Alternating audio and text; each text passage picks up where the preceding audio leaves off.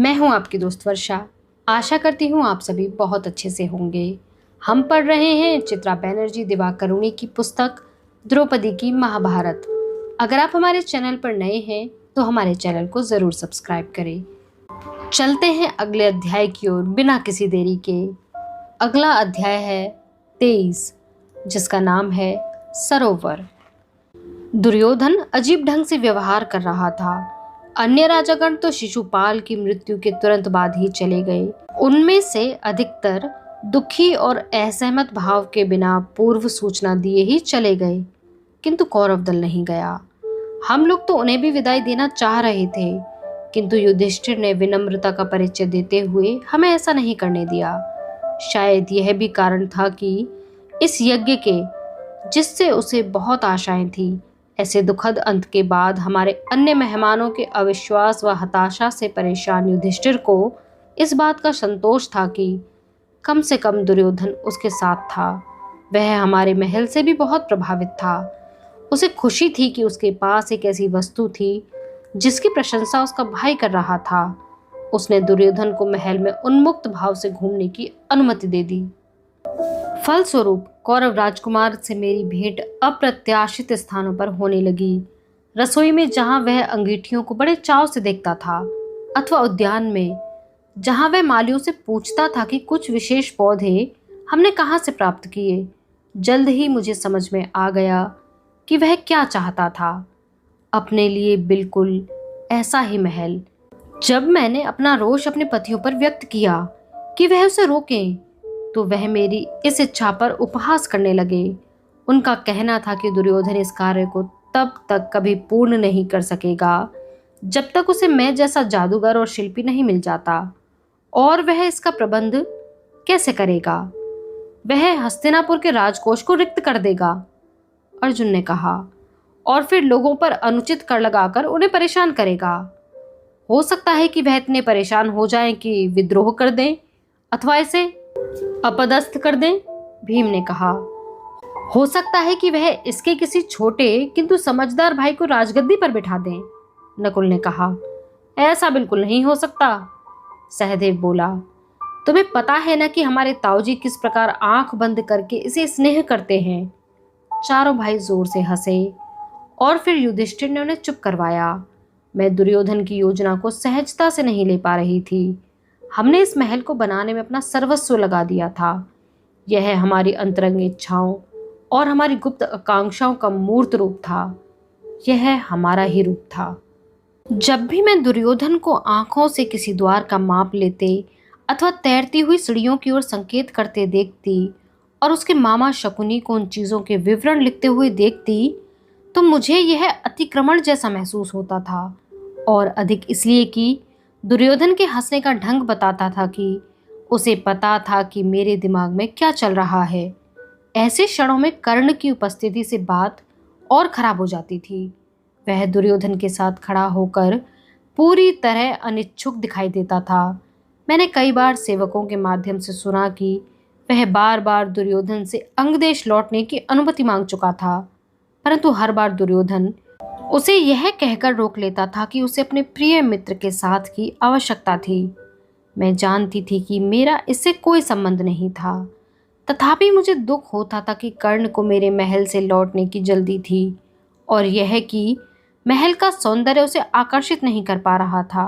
पहली बार मैं महल को संदेह की दृष्टि से देखने लगी।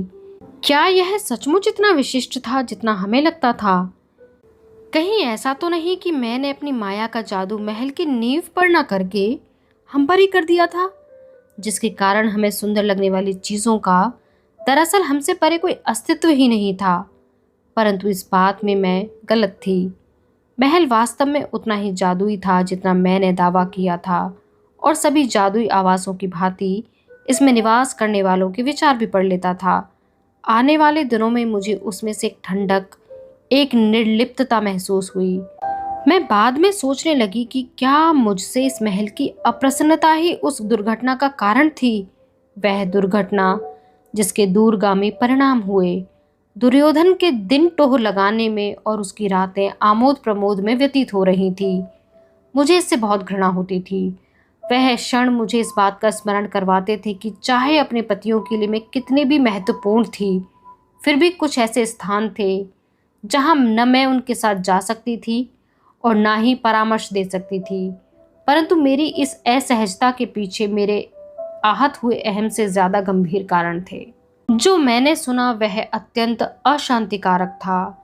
बहुत कम वस्त्र पहने हुए नर्तकियां और गाड़ी भर के महंगी मदिरा जो दुर्योधन ने मेरे पतियों को भेंट की थी, सभा में फैली अफीम की दुर्गंध और द्युत प्रत्येक रात्रि को हाथी दांत के बने हुए तख्त पर पासे फेंके जाते थे और शकुनी के सहयोग से दुर्योधन प्रतिदिन युधिष्ठिर को चुनौती देता था। आश्चर्य इस बात का था कि उसे खेल के प्रति अपने अतिशय लगाव के बावजूद दुर्योधन ना तो अच्छा और ना ही समझदार खिलाड़ी था। वह बिना सोचे समझे दांव लगाता था और अधिकतर हारता था। शकुनी जो कभी कभी दुर्योधन के स्थान पर खेलता था, वो भी ऐसा ही था, परंतु उसका भाग्य अच्छा था। मेरे पति इस विषय में मजाक करते और कहते थे कि यदि दुर्योधन का यही हाल रहा तो हस्तिनापुर लौटने तक उसके पास एक गौशाला बनवाने से अधिक धन शेष नहीं रह जाएगा। युधिष्ठिर को खेल पसंद था। वह प्रसन्नतापूर्वक खेलता था और जीतने पर अपनी खुशी बिल्कुल नहीं छिपाता था। यद्यपि वह इस प्रकार की अव्यवस्थित जीवन शैली का अभ्यस्त नहीं था। वह देर रात्रि में हमारे शयन कक्ष में आता और उसके मुंह से मदिरा की गंध आती रहती थी तथा वह इतना उत्तेजित हो जाता था कि सो नहीं पाता था। नींद आने पर वह करवटें बदलता और बीच बीच में बुरे स्वप्न देखकर चिल्लाता भी था। सुबह उठता तो उसका सिर भारी और स्वभाव चिड़चिड़ा होता था और वह स्वयं को किसी तरह भारी कदमों से खींचकर सभा में जाता और राज्य के काम निपटाता था। दाई माँ ने, जिनके अपने स्रोत थे, मुझे बताया कि वह इतना थक जाता था कि किसी काम पर ध्यान नहीं दे पाता था, परंतु मेरी सलाह पर भी उसने वह आमोद प्रमोद नहीं छोड़ा। मैंने द्वारिका भी यह सोचकर संदेश भिजवाया कि शायद कृष्ण उसे समझा पाए, परंतु वह भी किसी खोई हुई मणि से संबंधित कार्य से कहीं गए हुए थे और इसलिए उनसे बात नहीं हो पाई। उस दिन सुबह मुझे बहुत दुख हुआ जब मैंने देखा कि युधिष्ठिर इतना थका हुआ और उदासीन था कि मुझे लगा कहीं दुर्योधन ने उसकी मदिरा में कुछ मिला तो नहीं दिया। क्या वह उसे कोई धीमा विष पिला रहा था? क्या उसके यहाँ रुकने का यही कारण था? क्या उसने इस कुचक्र की योजना बहुत समय पहले ही बना ली थी? क्या उसने शिशुपाल को भड़काया था, जिसके कारण शिशुपाल ने ऐसा व्यवहार किया जो फिर उसकी मृत्यु का कारण बना और जिससे अन्य सभी राजागण युधिष्ठिर के विरुद्ध हो गए? क्या उसे यह समझ में आ गया था कि ऐसा करने से इस प्रकार की आदर्श स्थिति उत्पन्न हो जाएगी जिससे वह अपने चचेरे भाई के हृदय में जगह बना लेगा? अपने कक्ष की आलिंद में अपनी सेविका के साथ खड़े होकर सामने फैले सौंदर्य को निहारते समय मेरा मस्तिष्क हजारों दिशाओं में एक साथ दौड़ रहा था। स्पष्ट था कि दुर्योधन को रोकने के लिए मुझे कुछ करना था, लेकिन क्या? अपनी व्यग्रता में मेरा ध्यान अपने आसपास नहीं गया। तभी पास खड़ी एक स्त्री ने कहा, महारानी देखिए, वहां कौन है? मेरे कक्ष से महल का सबसे सुंदर उद्यान दिखाई देता था, जिसका स्वरूप मैंने स्वयं तैयार किया था। हालांकि मैंने उसमें कुछ सुधार किए थे ताकि वह अनियोजित प्राचुर्य का प्रभाव पैदा कर सके। पल्लवित वृक्षों और रत्न जड़ित पत्तों से युक्त पौधों के बीच एक विशाल अनियमित आकार का सरोवर था जहां अनेक पक्षी स्नान के लिए आते थे। वह सरोवर वन्य कुमुदों से भरा हुआ था और उसका जल शानदार नीले रंग का था जो मेघाच्छादित दिनों में भी चमकता था। उसके मध्य में एक मंडप बना हुआ था जिसके स्तंभों पर महीन मीनाकारी की गई थी, जिनमें देवी देवताओं की कथाएं दर्शाई गई थीं जो व्यक्ति के देखते देखते परिवर्तित हो जाती थीं। उस मंडप तक जाने के लिए पानी के ऊपर बने अनेक संकरे पुलों में से एक का प्रयोग करना पड़ता था, परंतु यहाँ पर मैंने एक चालाकी की थी। यद्यपि सभी पुल देखने में ठोस लगते थे, किंतु वास्तव में उनमें से सिर्फ एक असली था। शेष सभी पुल प्रकाश और वायु और ब्रह्मजाल के बने हुए थे और उन पर चलकर अनेक आगंतुक पानी में गिर जाते थे। ऐसे ही एक पुल की ओर दुर्योधन जा रहा था। वह हमें नहीं देख सकता था क्योंकि मैंने स्त्रियों की आलिंद को चतुराई पूर्वक एक जाली से ढक रखा था। मैंने अपनी सहेलियों से शांत रहने के लिए कहा ताकि मैं बिना पता लगे दुर्योधन को देख सकूं। शायद ऐसा करने से मुझे युधिष्ठिर के विषय में उसके विचार मालूम हो जाएं। दुर्योधन को अच्छे वस्त्र पहनना पसंद था। उस दिन उसने सफेद रेशमी वस्त्र, जो उद्यान में घूमने के लिए सर्वदा अनुपयुक्त थे, और ढेर से आभूषण पहने हुए थे, और वह अपने दल का नेतृत्व कर रहा था, जो यह मानते हुए कि उन्हें कोई नहीं देख रहा, सामान्य से अधिक असभ्य व्यवहार कर रहे थे। वे अप्सराओं की मूर्तियों को देखकर अश्लील मुद्राएं बना रहे थे और इतनी जोर से हंस रहे थे कि मेरे प्रिय कबूतर वहां से उड़कर भाग गए। उनमें से कुछ फूल तोड़कर अपनी उंगलियों में लपेट रहे थे, कुछ लोग पेड़ों से फल तोड़कर उन्हें आधा खाकर झाड़ियों में फेंक रहे थे। उनके पीछे कर्ण सिर्फ अकेला व्यक्ति था, जो शांति से खाली हाथ चल रहा था। उसका कवच, जो मैंने सुना था कि वह उसे कभी नहीं उतारता, पर पड़ रहे सूर्य की प्रकाश से मेरी आंखें चौंधिया गईं। उसके चेहरे पर झलक रहे तिरस्कार, पता नहीं वह भाव दुर्योधन के लिए था या मेरे उद्यान के लिए, से यह स्पष्ट था कि उसे यह पूरा अभियान समय व्यर्थ करने वाला लग रहा था। मैं बहुत चाहकर भी अपनी आंखें उस पर से नहीं हटा पाई। मेरे मन में हताशा और दुख के बीच द्वंद्व चल रहा था, और मैं किसी भी प्रकार उसके चेहरे पर से उदासीनता दूर करना चाहती थी। मैं कर्ण के ख्याल में इतनी मगन थी कि मेरा ध्यान इस ओर गया ही नहीं कि दुर्योधन क्या कर रहा था। तभी मुझे पानी में छपाक की आवाज सुनाई दी। उसका पैर अवश्य मायावी पुल पर पड़ गया होगा, क्योंकि अब वह उस सरोवर में गिरा फड़फड़ा रहा था। मैं उसे घबराकर देखने लगी। वह हाथ पैर पटककर बुरा भला बोल रहा था और अपने घबराए हुए दरबारियों को पुकार रहा था, जो वहीं उसके आसपास घूम रहे थे, किंतु वे भी अपने वस्त्र खराब होने के डर से पानी में कूदने से बच रहे थे। मेरी सेविकाएं ठहाका लगाकर हंस पड़ी। मुझे उन्हें रोकना चाहिए था, किंतु मुझे स्वयं भी हंसी आ गई थी, और वह इतना हास्यास्पद लग रहा था। क्या ऐसा था कि मेरे भीतर का एक अंश दोष मुक्त महसूस कर रहा था, क्योंकि जो मैं नहीं कर पाई वह मेरे महल ने कर दिया था, एक क्षण के लिए ही सही, किंतु मेरे महल ने उस व्यक्ति को नीचा दिखा दिया था जो वैसे कुछ भी दिखावा करे पर मेरे पतियों से घृणा करता था।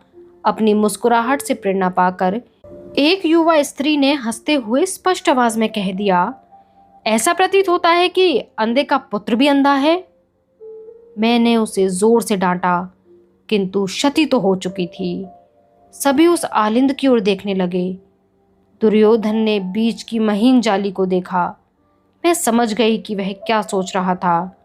मैंने जानबूझकर उसे सावधान नहीं किया और फिर उसके पिता की अशक्तता का उल्लेख कर उसे बुरी तरह अपमानित किया। कर्ण भी, जो सरोवर में अपने मित्र की सहायता के लिए उतरा था, ऊपर देखने लगा, और उसने अंत में, यदि विडंबनापूर्ण ढंग से कहूं, तो मुझे उतने ध्यान से देखा जिसकी मैं उसके महल में आगमन से लेकर अब तक प्रतीक्षा कर रही थी।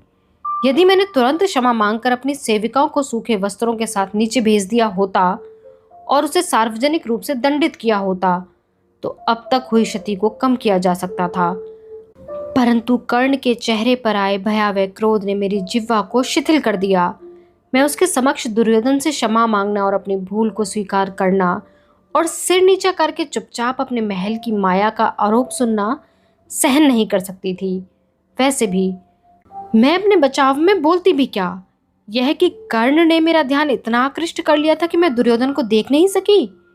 इस प्रकार मैं अपने अहम से लड़ती हुई यथावत खड़ी रही, और इस बीच अवसर का वह क्षण बीत गया। दोनों मित्र गुस्से से बात करते हुए वहां से चले गए, और मैं यह सोचती रह गई कि इसका परिणाम क्या होगा। आज की वीडियो में बस इतना ही। मिलते हैं अगली वीडियो में इस अध्याय के दूसरे भाग के साथ। तब तक हमारे साथ बने रहने के लिए आपका बहुत बहुत शुक्रिया।